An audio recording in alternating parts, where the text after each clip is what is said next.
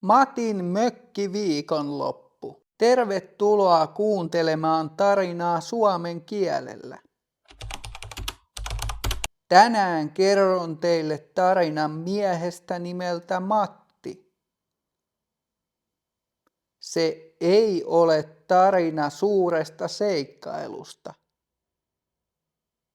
Se on tarina rauhasta.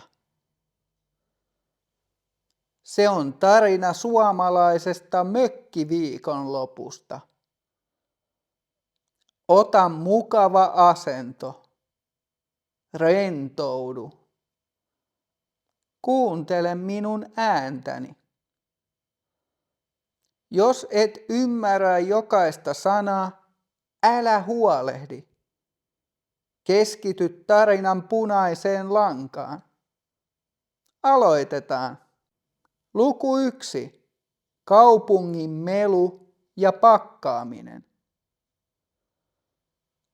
On perjantai-iltapäivä. Kello on 4. Matti seisoo Helsingin keskustassa. Hän odottaa raitiovaunua. Raitiovaunu on juna, joka ajaa kaupungin kaduilla. Helsingissä on paljon melua. Autot ajavat kovaa. Ihmiset puhuvat kovaan ääneen. Raitiovaunut kolisevat. Raitiovaunun ääni on kova metallinen ääni.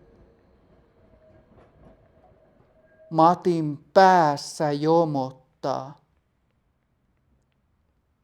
Matin päätä särkee.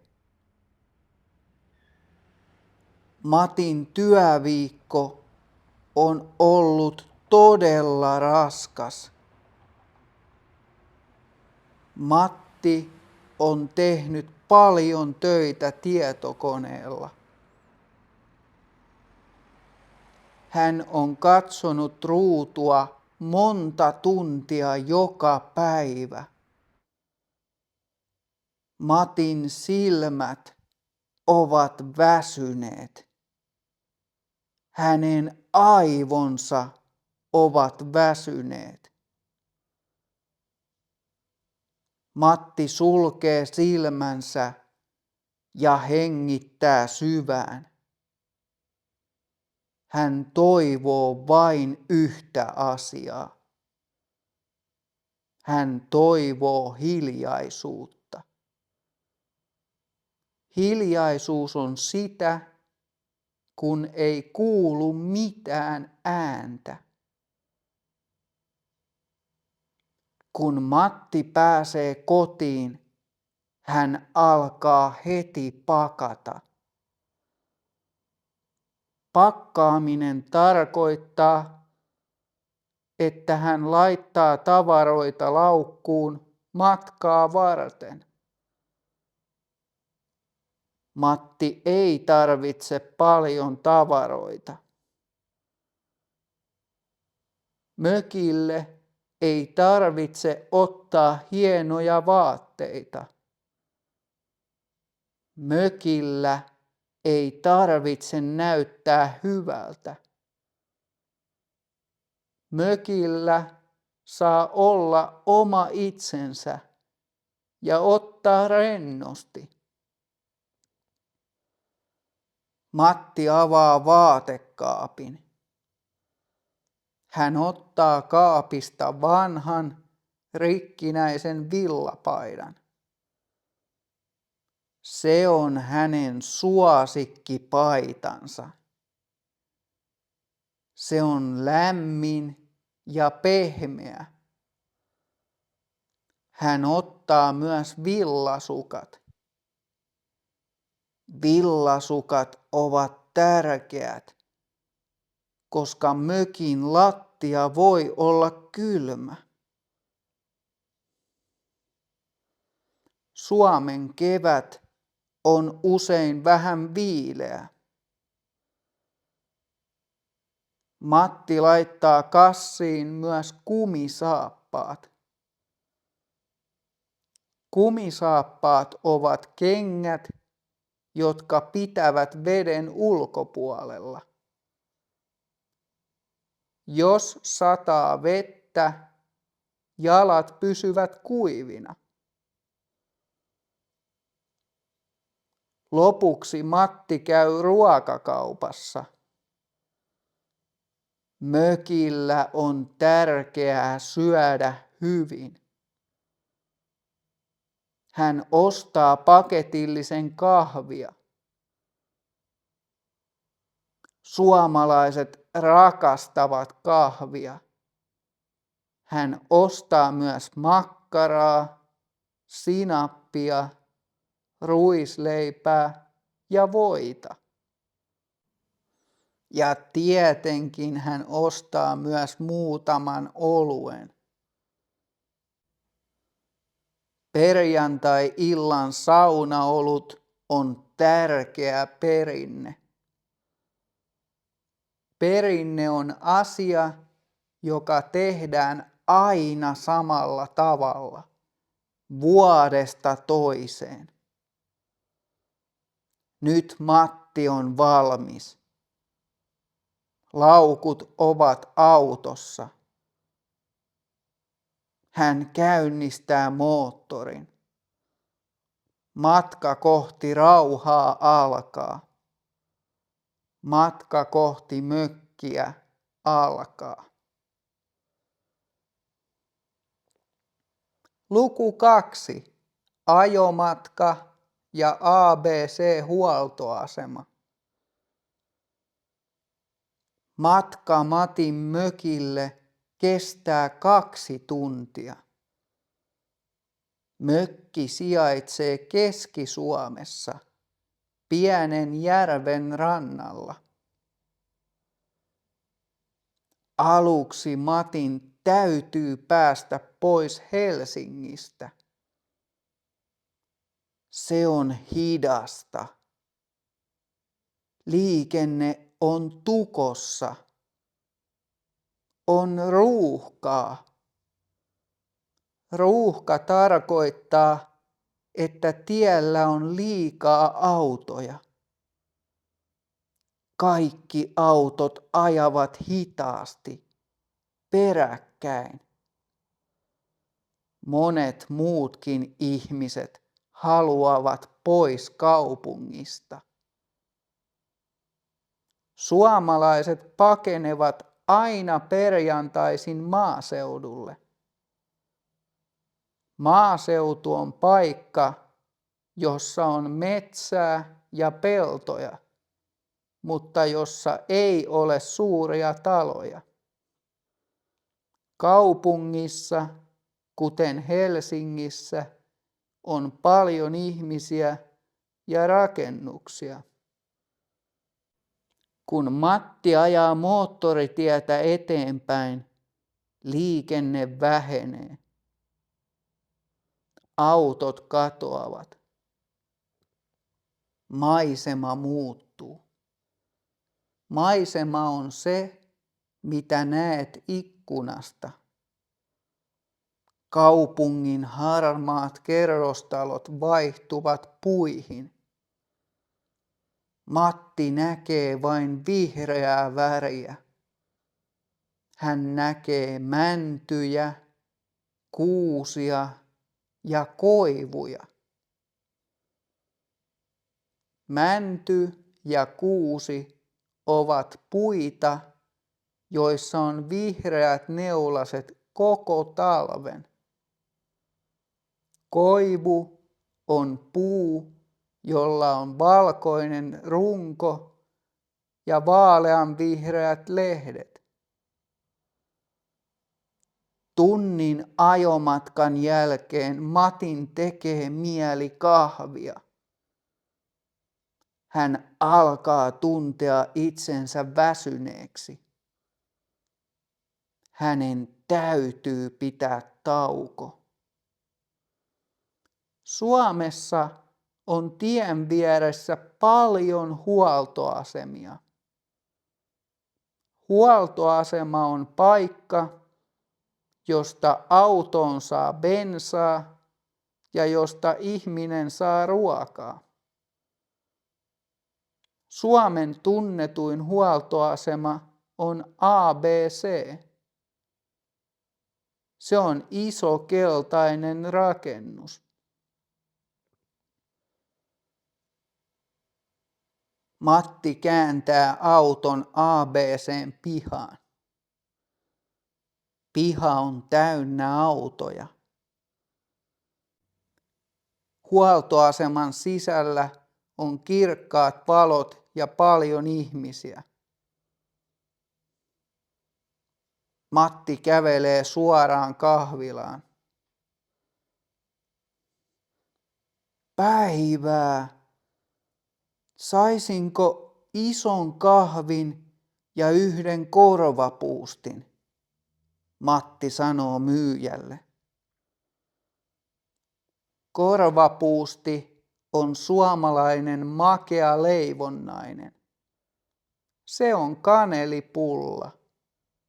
Se on leivottu vehnäjauhoista, sokerista, voista ja kanelista.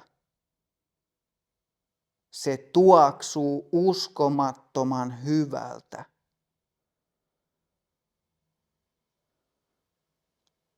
Matti maksaa kahvin ja korvapuustin ja istuu pöytään ikkunan viereen. Hän juo kuumaa, mustaa kahvia. Hän tuntee, miten kofeiini herättää hänet. Hän syö makean korvapuustin. Se on pehmeä ja lämmin. Matti katselee ikkunasta ulos. Hän näkee, miten rekat ja henkilöautot ajavat ohi. Ihmiset ovat matkalla jonnekin. Mutta Matilla ei ole enää kiire. Hän on jo melkein perillä. Loma on alkanut. Matti juo kahvin loppuun ja kävelee takaisin autolle ja jatkaa matkaa. Jäljellä on enää pieniä hiekkateitä. Asfaltti loppuu. Hiekkatien hiekka ropisee auton renkaiden alla. Ropina on ääni, kun pienet kivet osuvat autoon. Pöly nousee ilmaan auton takana. Metsä tulee koko ajan lähemmäksi. Tie muuttuu kapeammaksi ja kapeammaksi.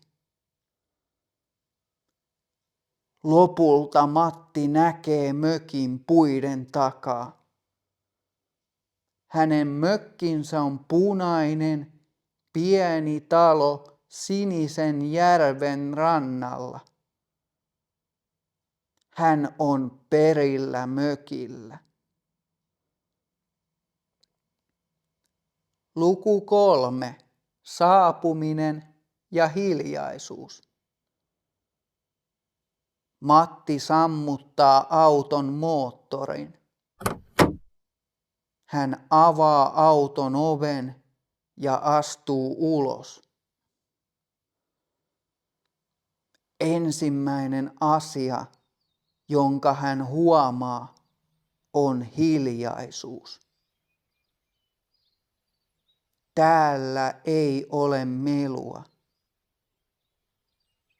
Täällä ei ole autoja. Täällä ei ole raitiovaunuja. Täällä ei ole kiireisiä ihmisiä. On vain luonto. Matti pysähtyy ja kuuntelee. Hän kuulee, miten linnut laulavat puiden oksilla. Hän kuulee, miten tuuli humisee metsässä. Humina on pehmeä, rauhallinen ääni.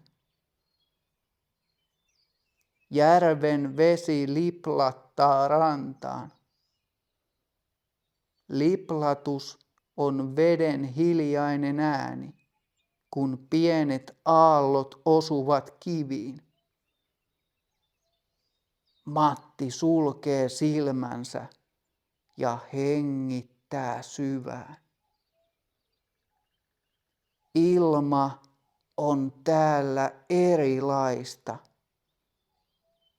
Se on puhdasta ja raikasta. Kaupungissa ilma tuoksuu usein pakokaasulta ja asfaltilta. Täällä mökillä ilma tuoksuu männyiltä, mullalta ja puhtaalta vedeltä.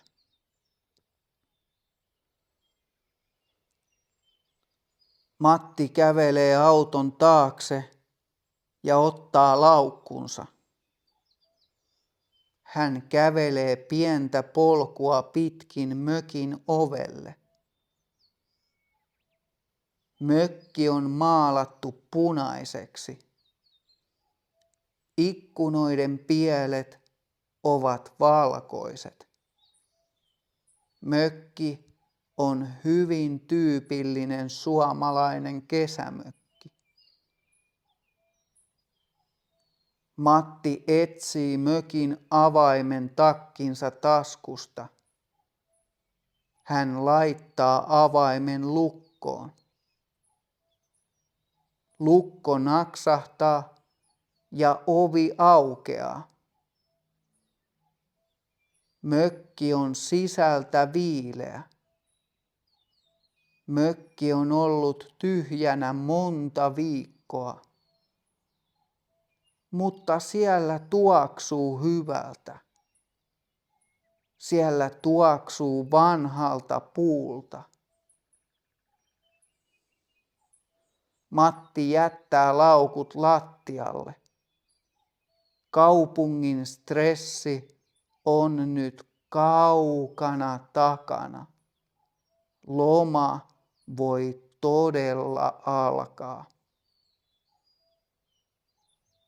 Luku 4. Mökkityöt.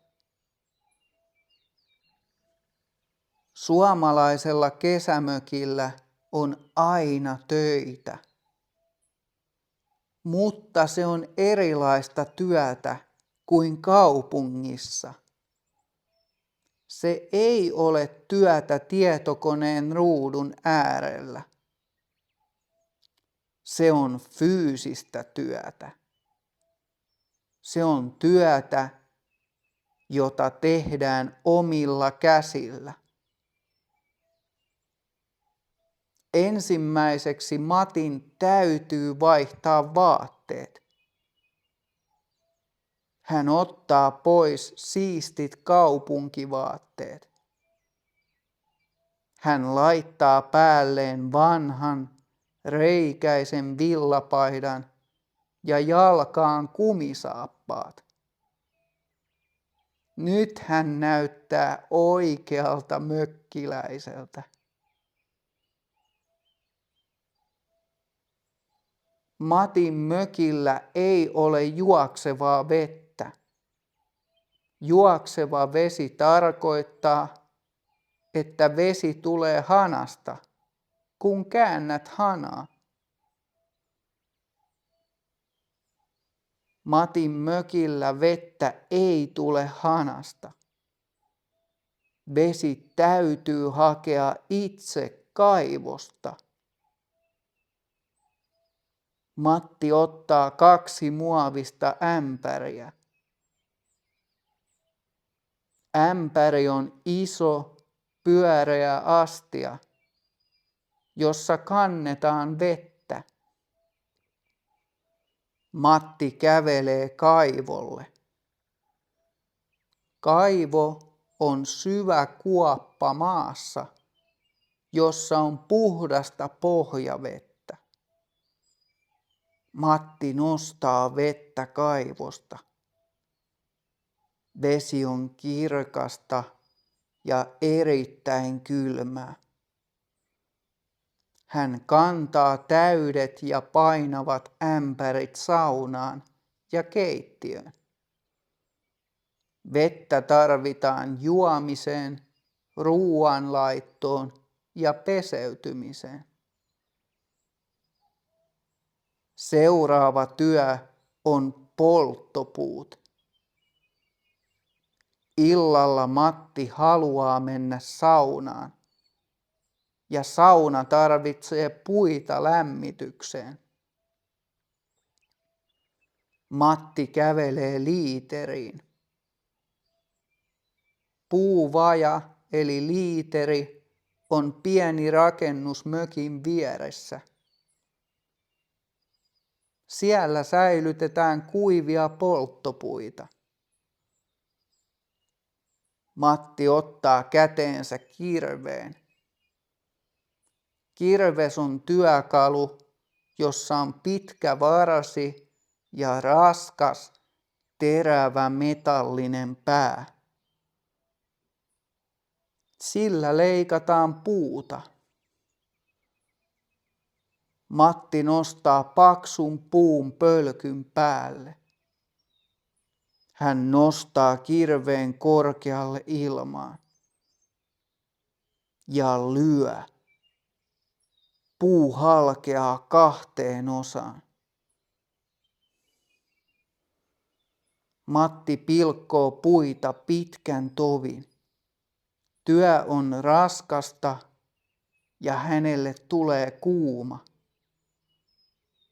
Mutta hän nauttii siitä. Puiden hakkaaminen on hyvää terapiaa. Joka kerta, kun kirves osuu puuhun, 1 työviikon huoli katoaa. Joka kerta, kun kirves osuu puuhun, Matti tuntee itsensä yhä rennommaksi. Kun polttopuita on tarpeeksi, Matti kerää ne syliinsä. Hän kantaa puut saunaan. Nyt hän on valmis sytyttämään tulen. Mutta aina kaikki ei suju suunnitelmien mukaan.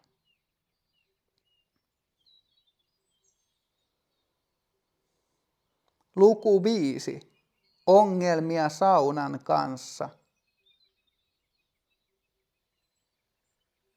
Matti ottaa puut syliinsä ja kävelee saunaan. Sauna on pieni, erillinen rakennus lähellä järveä. Saunassa on pimeää ja saunassa on vielä kylmä. Saunan sydän on kiuas. Kiuas on metallinen uuni, jonka päällä on paljon kiviä. Kun kivet ovat kuumia, sauna on lämmin. Matti avaa kiukaan luukun. Hän laittaa kuivia puita sisälle uuniin.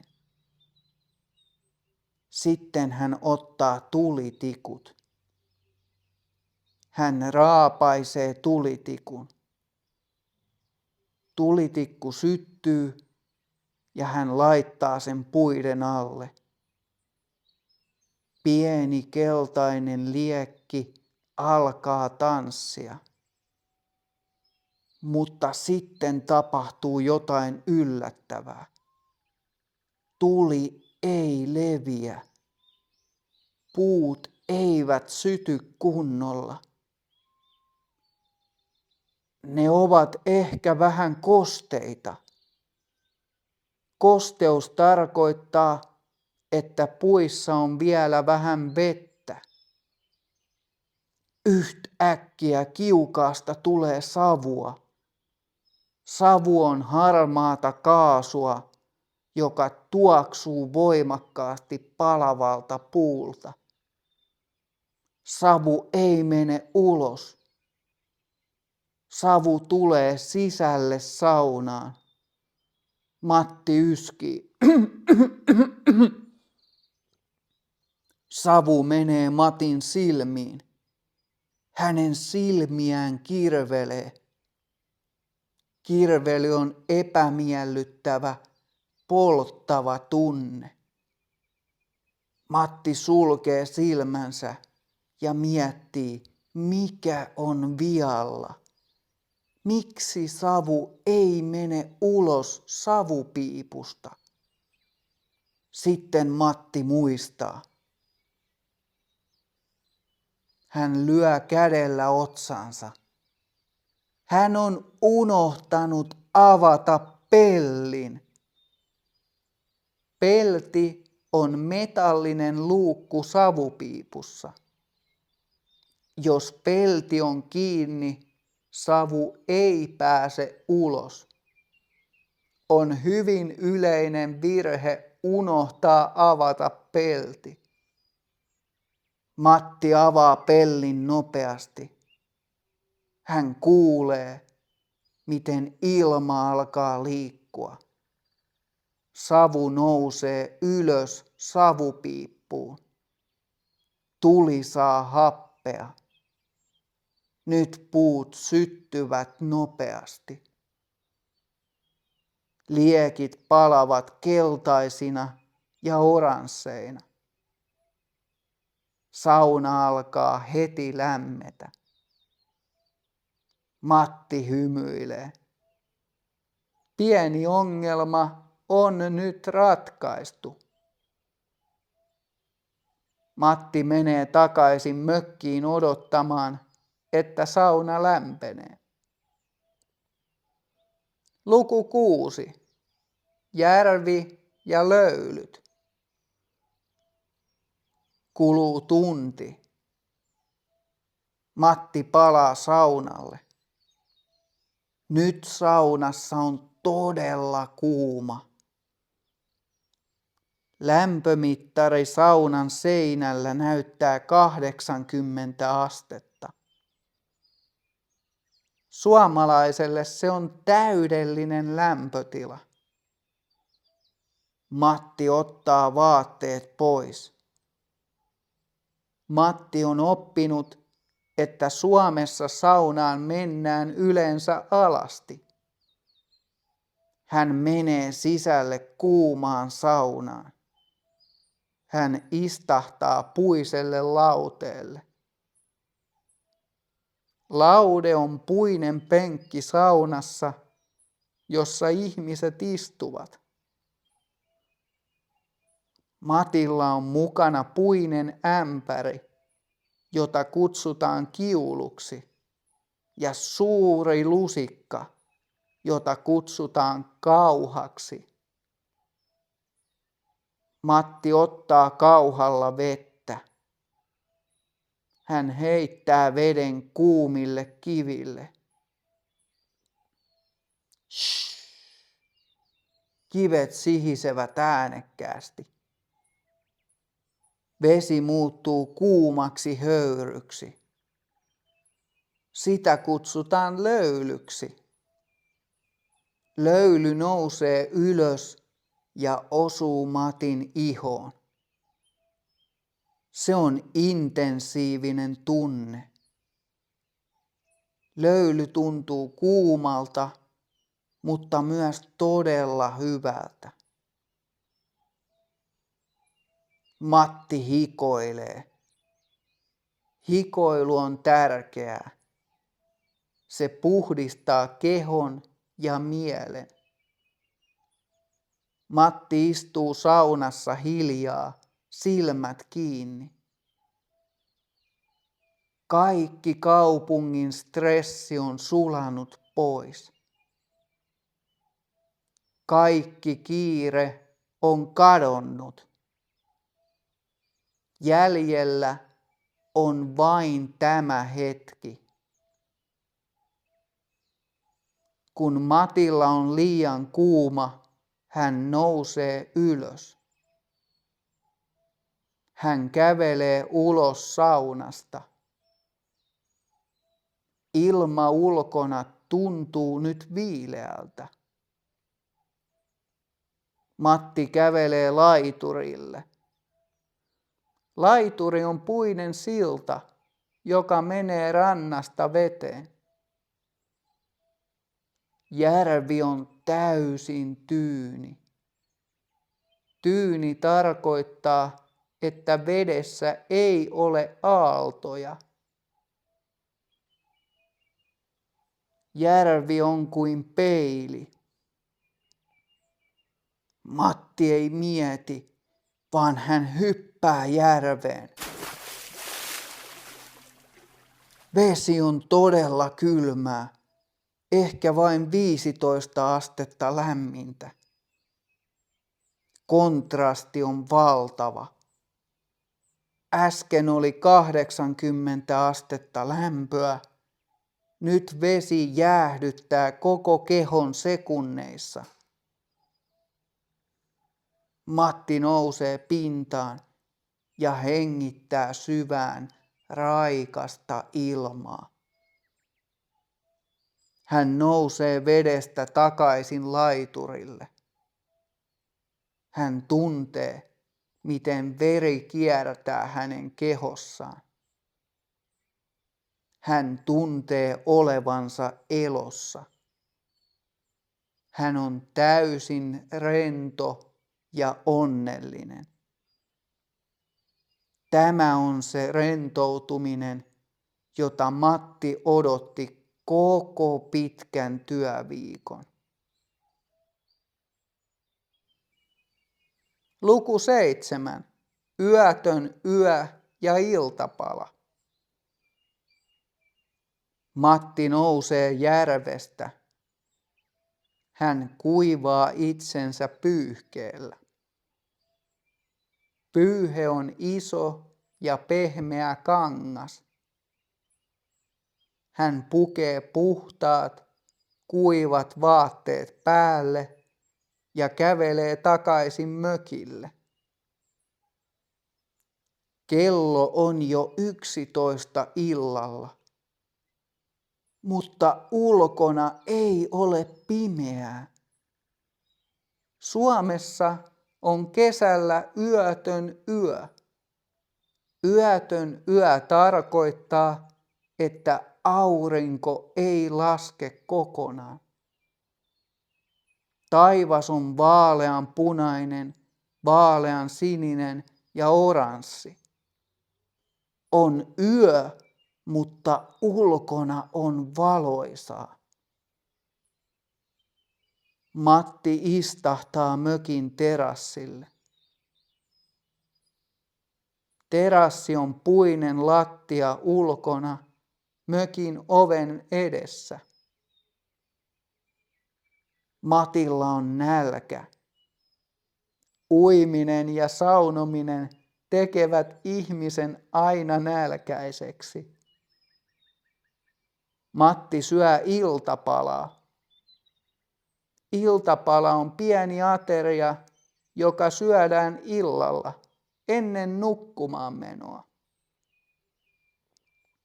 Hän syö ruisleipää. Leivän päällä on voita ja juustoa. Hän syö myös yhden makkaran. Hän paistoi makkaran saunan kiukaalla, kuumien kivien päällä. Makkara on lämmin, rasvainen ja suolainen. Se maistuu täydelliseltä. Matti juo lasillisen kylmää vettä. Yhtäkkiä Matti kuulee pienen terävän äänen. Se on hyttynen. Hyttynen on pieni hyönteinen, joka lentää ja imee verta. Suomessa on kesällä aina paljon hyttysiä. Matti liiskaa hyttysen kädellä. Matti hymyilee. Hyttyset kuuluvat Suomen kesään. Mikään ei voi pilata Matin hyvää mieltä. Matti haukottelee. Haukottelu tarkoittaa, että ihminen avaa suun isoksi, koska hän on hyvin väsynyt. Matin silmät painuvat kiinni. On aika mennä nukkumaan. Matti nousee ylös ja menee sisälle mökkiin. Hän menee sänkyyn ja vetää peiton päälleen. Peitto on paksu kangas, joka pitää ihmisen lämpimänä yöllä. Kaupungissa Matti ei usein saa heti unta. Hän miettii usein työasioita ja stressaa huomista. Kaupungissa on myös paljon melua. Mutta täällä, keskellä hiljaista metsää, Matin pää on täysin tyhjä. Hän kuuntelee hiljaisuutta. Vain tuuli humisee aivan hiljaa puiden oksilla.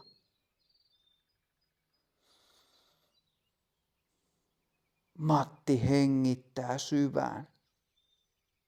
Hän nukahtaa melkein heti. Hän nukkuu sikeästi.